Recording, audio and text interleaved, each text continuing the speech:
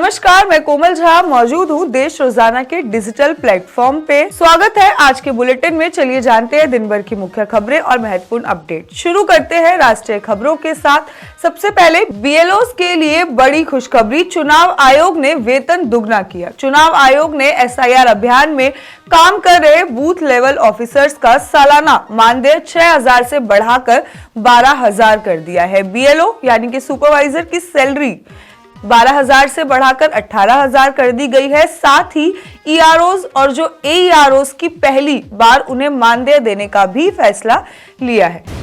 Delhi police की बड़ी सफलता, 3 राज्यों से पकड़े गए आतंकी, आईएसआई से था इनका लिंक।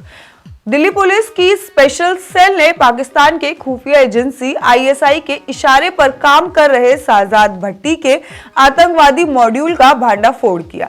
यूपी, एमपी, पंजाब से 3 आतंकियों को गिरफ्तार किया जो हथियार और विस्फोट की तस्करी में शामिल थे।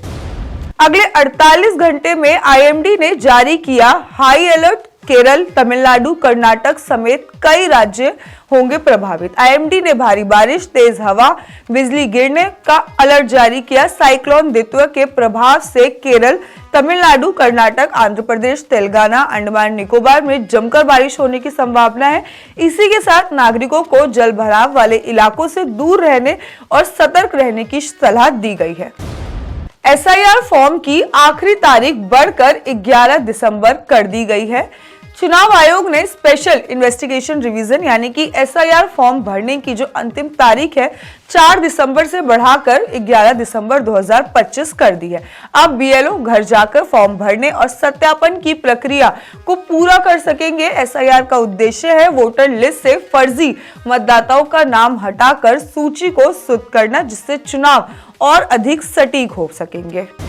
संसद के शीतकालीन सत्र से पहले सर्वदलीय बैठक, 36 पार्टी के नेता शामिल। बैठक में विधायिकी कार्य और प्रस्तावित 10 महत्वपूर्ण विधेयकों जैसे कि परमाणु ऊर्जा, उच्च शिक्षा आयोग, राष्ट्रीय राजमार्ग संशोधन और कॉर्पोरेट कानून पर चर्चा हुई।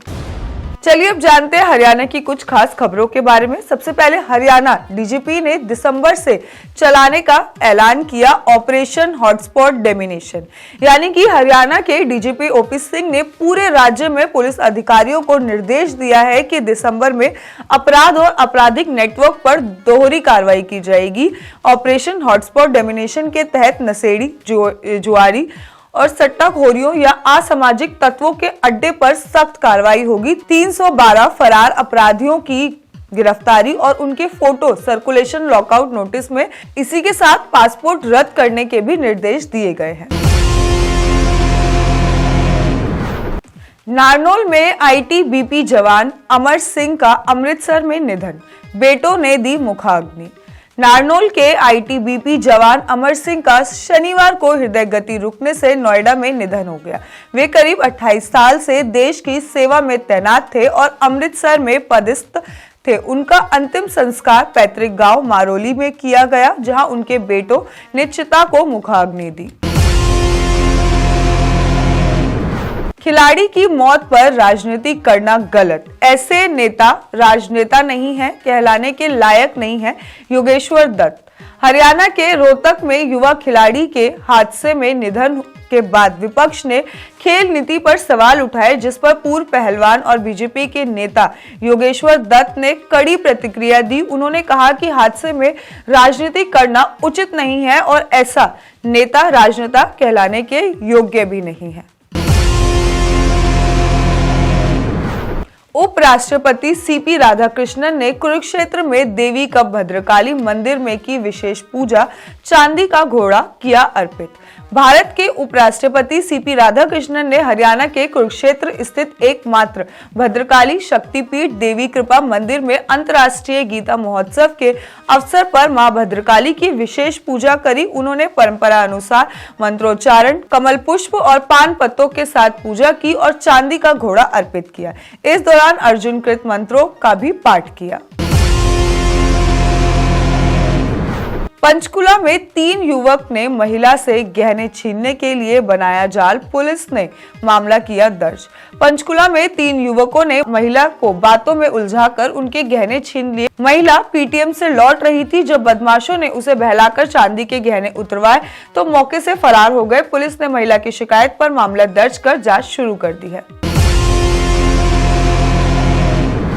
नई दिल्ली में आयोजित अंतर्राष्ट्रीय व्यापार मेले 2025 में हरियाणा पेविलियन को स्वच्छ मंडप श्रेणी में गोल्ड मेडल मिला। पेविलियन में हरियाणा संस्कृति, विकास, नवाचार के स्टॉल लगाए गए थे जो कि लोगों के आकर्षण का केंद्र बने। मेले में 11 कारीगर, स्वयं सहायता के समूह और 12 एमएसएमई के स्टॉल शामिल थे।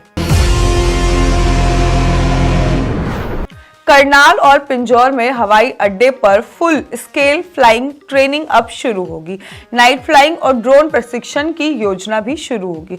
हरियाणा में करनाल और पिंजौर हवाई अड्डे पर फुल स्केल फ्लाइंग ट्रेनिंग फिर से शुरू होगी। पिंजौर हवाई अड्डे को नाइट फ्लाइंग के लिए अपग्रेड किया जाएगा। ड्रोन प्रशिक्षण टेस्टिंग भी पूरे राज्य में की जाएगी। 1 साल से पेंडिंग एग्रीमेंट सुलझाने के बाद एयरक्राफ्ट लीज और ऑपरेशन बहाल हुए हैं। कुरुक्षेत्र में बोलेरो ने बाइक को टक्कर मारी, नहर में गिरने से 2 की मौत, 1 नाबालिग भी शामिल था। कुरुक्षेत्र में पिहोवा में एक तेज रफ्तार बोलेरो ने बाइक को टक्कर मार दी जिससे बाइक नहर में गिर गई और उसमें सवार रुपेश जो कि 18 साल का था और धर्मेंद्र जो कि 17 साल का था, मौत हो गई। हादसे में 2 अन्य युवक सुरक्षित रहे। पुलिस ने आरोपी ड्राइवर के खिलाफ एफआईआर दर्ज कर जांच शुरू कर दी है। फरीदाबाद का नीलम चौक अब गुरु तेग बहादुर चौक के नाम से जाना जाएगा। फरीदाबाद के नीलम चौक का नाम आधिकारिक रूप से गुरु तेग बहादुर चौक कर दिया गया है। यह निर्णय गुरु तेग बहादुर जी के 350वीं शहादत वर्षगांठ के उपलक्ष्य में लिया गया। केंद्र राज्य मंत्री कृष्णपाल गुर्जर ने घोषणा करते हुए इसे मानवता और धर्म रक्षा का प्रतीक बताया। इस मौके पर शहरवासियों और शीतकालीन फूल पौधे पर भी निःशुल्क बांटे गए। जिंद पुलिस के 2 कर्मी मालखाने में गबन के आरोप में बर्खास्त, 9.5 लाख बरामद। जिंद जिले के थाना सदर के मालखाने में गबन के मामले में मुख्य सिपाही जोगेंद्र सिंह और मजीद को बर्खास्त कर गिरफ्तार किया गया। जांच में पता चला कि दोनों ने 2014 से 2025 के दौरान जमा नकद और सोने की अंगूठियों का गबन किया। पूछताछ में 9.5 लाख रुपए बरामद किए गए। दोनों के खिलाफ कानूनी कार्रवाई शुरू कर दी है।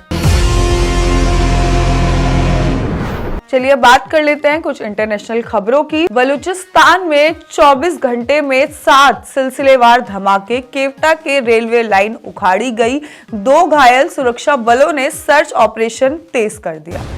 नेशनल गार्ड पर गोलीबारी के बाद अमेरिका ने अफगान पासपोर्ट धारकों के वीजा और शरण आवेदन पर पूरी तरह से रोक लगा दी। जापान ने मुस्लिम कब्रिस्तान बनाने की अनुमति ठुकराई, संदेह पर जोर देते हुए अवशेषों को गृह देशों में भेजने का निर्देश दिया। अगर बाजार की बात करें तो दिसंबर और जनवरी से आईपीओ की आंधी, 24 कंपनियां जुटाएंगी 40,000 करोड़ रुपए, निवेशकों के लिए बड़ा मौका। जब 24 कंपनियां मिलकर लगभग 40,000 करोड़ रुपए जुटाने के लिए बाजार में आएंगी, इसमें आईसीआईसी, प्रूडेंशियल, एएमसी, मीशो, साथ में प्रैक्टिकल एनालिसिस जैसी बड़ी कंपनियां शामिल है। इसके साथ ही विशेषज्ञ निवेशकों को वैल्यूएशन और बिजनेस मॉड्यूल समझकर निवेश करने की सलाह दे रहे हैं। आज के लिए इतना ही, धन्यवाद। बाकी के अपडेट्स के लिए देखते रहिए देश रोजाना। हमारे साथ जुड़े रहने के लिए सब्सक्राइब करें देश रोजाना के YouTube चैनल को और नई वीडियो की नोटिफिकेशन पाने के लिए बेल आइकन जरूर दबाएं। अगर आप ये वीडियो Facebook या Instagram पर देख रहे हैं तो पेज को लाइक और फॉलो जरूर करें और ज्यादा से ज्यादा शेयर करें।